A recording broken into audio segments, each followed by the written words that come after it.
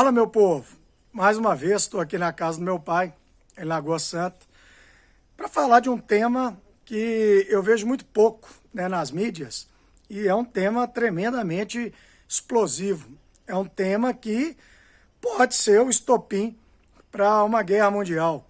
É um tema que se arrasta aí desde a Guerra Fria, assim como a questão da Alemanha, né, ocidental oriental, que já foi resolvida, assim como a questão das Coreias, que ainda não foi resolvida, Coreia do Norte e Coreia do Sul.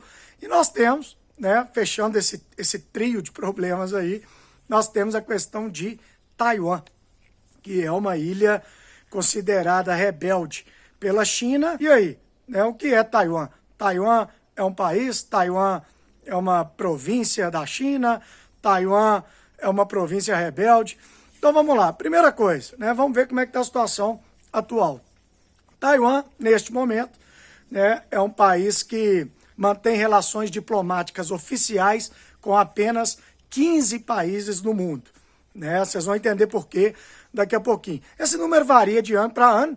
Né? A cada ano que passa, Taiwan mantém relações oficiais com menos países. Então, de quase 200 países no mundo, somente 15 possuem embaixadas e representações oficiais diplomáticas em Taiwan. Na América do Sul, inclusive, o único país é o Paraguai. Inclusive, Taiwan corteja o Paraguai, dá ao Paraguai aí a possibilidade de mandar milhares de jovens para fazerem intercâmbios em Taiwan. Então, Taiwan tenta agradar esses pouquinhos países que ainda mantêm relações diplomáticas com eles. E por que ninguém quer manter relação diplomática oficial com Taiwan? Porque quem mantém relações com Taiwan não pode manter relações com a China, né, com a República Popular da China, criada lá pelo Mao Tse Tung. E, evidentemente, né, dificilmente um país vai ser maluco de trocar uma relação diplomática com a China para ter relações com Taiwan. Vamos pegar os números aí, né? Para Taiwan, nós exportamos aí menos de 2 bilhões de dólares, enquanto que para a China, em 2019, nós exportamos 62, 63 bilhões de dólares. Então a diferença é assombrosa. Então não tem a menor condição de escolhermos economicamente ter relações com Taiwan em detrimento a uma relação com a China continental, né, que a gente chama a China propriamente dita. E Taiwan até mantém relações com quase 50 países do mundo, onde existem escritórios, né, a gente fala escritórios comerciais, mas não podem ser representações oficiais. Se forem oficiais, a China ela não tem mais relações com aquele país. No Brasil tem um escritório de Taiwan em São Paulo e um em Brasília. Na prática, né, o de Brasília, por exemplo, funciona como uma embaixada, mas de forma não oficial. E por que existe essa disputa, né, entre Taiwan e China? Por que os dois não se entendem? Por que isso pode gerar uma grande guerra mundial? Então vamos contar rapidamente aqui a história. Então a China, ela é um país que entrou em guerra civil, né? A guerra civil chinesa, ela durou ali de 1927 a 1936, era uma guerra civil dos comunistas, liderados por Mao Zedong, que depois se tornou Mao Tse-tung, contra o governo chinês, que era chamado de os nacionalistas, né, do Kuomintang, liderados por Chiang Kai-shek. Né? Eram rebeldes comunistas tentando chegar ao poder em um país que era capitalista. E essa guerra civil durou ali quase 10 anos e só foi interrompida porque a China foi invadida pelo Japão, naquele período ali pré-Segunda Guerra Mundial. E aí o Japão invadiu a China, e aí é aquele tal negócio, né? Os dois grupos, tanto os comunistas de Mao Tse-tung quanto o Chiang Kai-shek, paralisaram a guerra civil para lutar contra um invasor comum, que eram os japoneses. Acabou a Segunda Guerra, o Japão perdeu, né? Foi expulso da China, a guerra civil foi retomada em 1946, durou até 49, e nessa segunda parte da Guerra Civil, os comunistas que eram mais ligados ao campo, mais ligados ao interior, eles, entre aspas, voltaram mais fortes, né, pós-Segunda Guerra Mundial, venceram e criaram a República Popular da China, um país comunista, ditatorial, que é o que a gente conhece hoje aí, com algumas diferenças, né, claro, mas aí isso aí vai ficar para um próximo vídeo, né, o Deng Xiaoping abriu a China para o mundo capitalista, enfim, mas aí é uma outra história. E aí os derrotados, né, o Chiang Kai-shek, eles se mudaram para a ilha de Taiwan, que era uma ilha que ficou por quase 50 anos sob o domínio do Japão. O Japão perdeu a Segunda Guerra, entre várias derrotas, uma das cláusulas da expulsão japonesa da China levava em consideração que Taiwan passaria a ser uma ilha chinesa. E aí o Chiang Kai-shek muda com os seus cerca de 2 milhões de seguidores, eles fogem e mudam para Taiwan. E aí criam, né, na verdade, eles intitulam a ilha como República da China. E aí, pelo menos em uma coisa, né, os comunistas e os capitalistas, na figura de Chiang Kai-shek, eles concordavam que a China continental e a ilha de Taiwan, os dois eram uma coisa só. Né? Por que eles convergiam para essa mesma opinião? Porque a China, conquistada ali por Mao Tse-tung, não queria perder a ilha de Taiwan, principalmente que era onde estavam refugiados seus inimigos, né, os derrotados. E o Chiang Kai-shek, como ele levou quase 2 milhões de seguidores para a ilha, e todos esses seguidores eram da China, né, eles migraram, foi um êxodo em direção a Taiwan, todos eles deixaram famílias na China.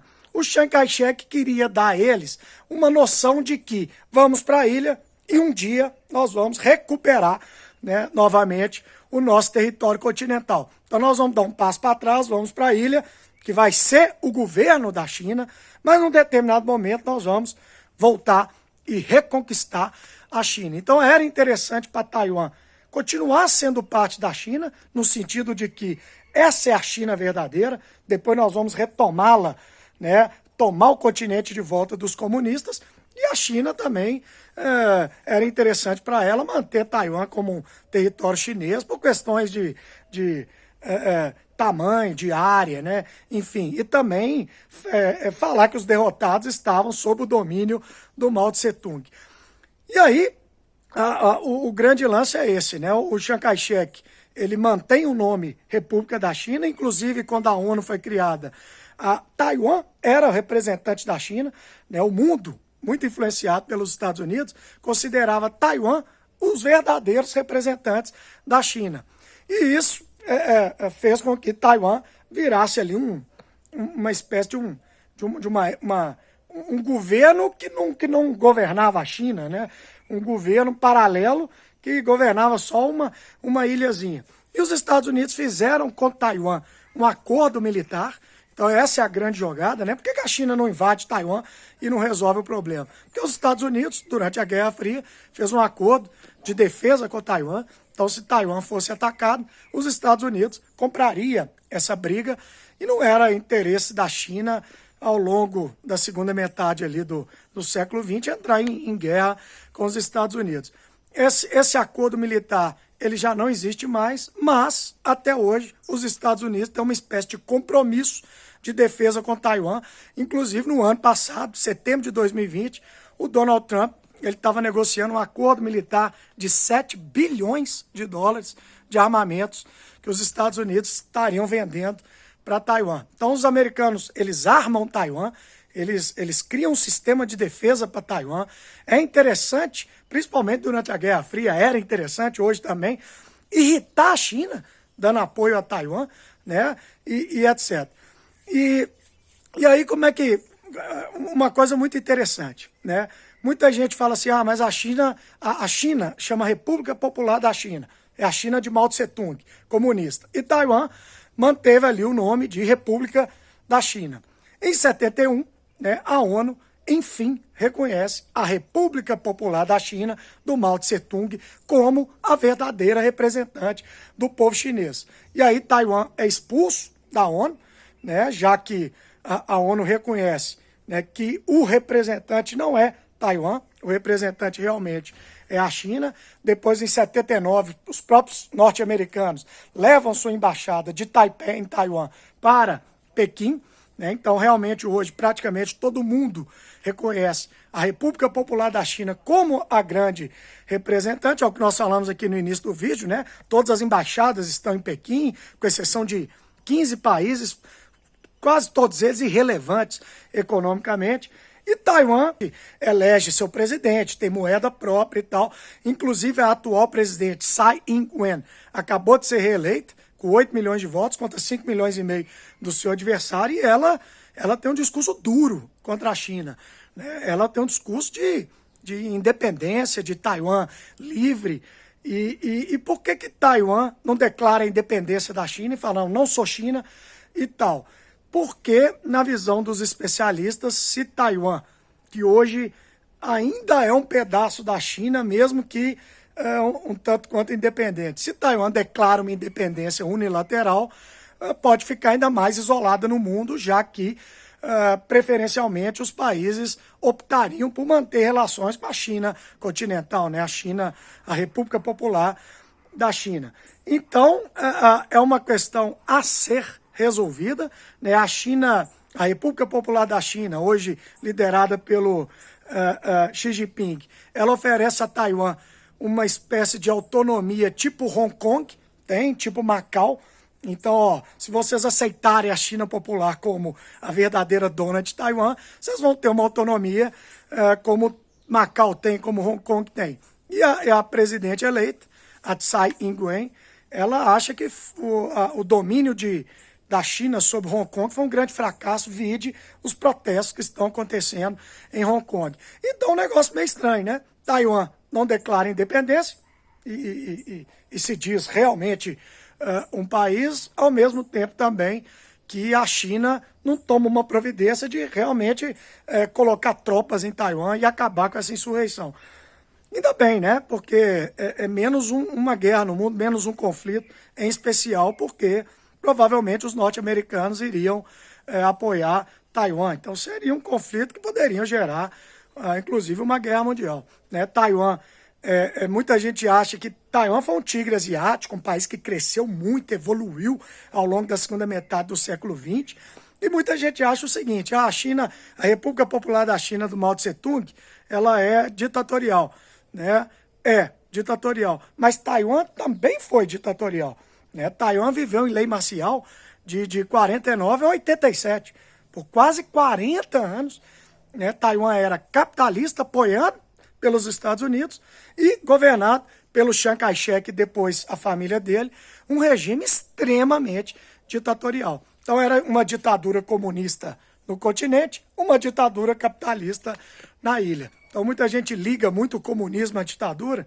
A ditadura ela existe em qualquer ideologia, né? Tanto na comunista como na capitalista, enfim, é isso aí. Demorou? Então vamos aguardar os próximos capítulos, que os dois se entendam, né? A ilha de Taiwan, também chamada de Formosa, e a República Popular da China, um com 23 milhões de habitantes, o outro com 1 bilhão e 400. Demorou? Fica com Deus todo mundo. Abraço do Clebinho.